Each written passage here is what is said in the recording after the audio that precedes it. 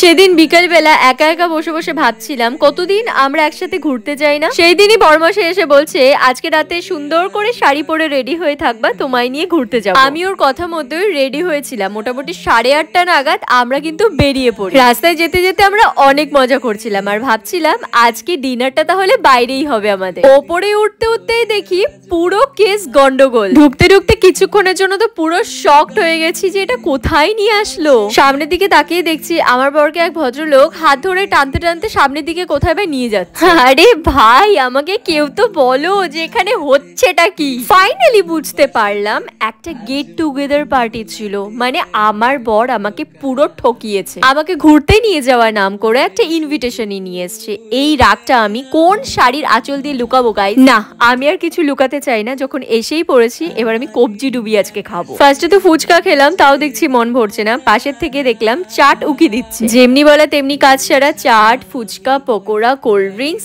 আরো অনেক কিছু খেলাম। পেট যখন টুবু টুবু বাড়ির দিকে ফিরবো ওই সময় দেখছি আরো 2টো বিরিয়ানির প্যাকেট আমাদের হাতে ধরিয়ে। হ্যাঁ, আমরা গেট টুগেদার পার্টিতেই গেছিলাম, আমরা কোনো বিয়ে বাড়িতে যাইনি, কিন্তু দেখতে অনেকটা মনে হচ্ছিল বিয়ে বাড়িরই মতো। কুচবিহারে তো সচরাচর আসা হয় না। যখন এসেই পড়েছি তখন ভাবলাম যে ট্রেন্সটা একটু ভালো মতন ঘুরে নি। পুজোর জন্য এত কেনাকাটা করছি, আমার আর বলারই সাহস হয়নি যে ফিমেল সেকশনটাতে একটু চলো ঘুরে আসি। ডিরেক্ট মেন সেকশনে গেলাম আমরা। কিন্তু ওর তো ওখান থেকে একটা ড্রেসও পছন্দ হলো না। ফাইনালি আমরা আবার ব্যাক করলাম। কুচবিহার গেলেই আমি ট্রেন্সে একবার হলেও ঢুকি, তো অনেকবার কুচবিহারের ট্রেন্সে যাওয়া হয়েছে। আমার কেন জানি না মনে হয় কুচবিহারের ট্রেন্সের কালেকশনের থেকে আলিপুরদুয়ারের ট্রেন্সের কালেকশন অনেকটাই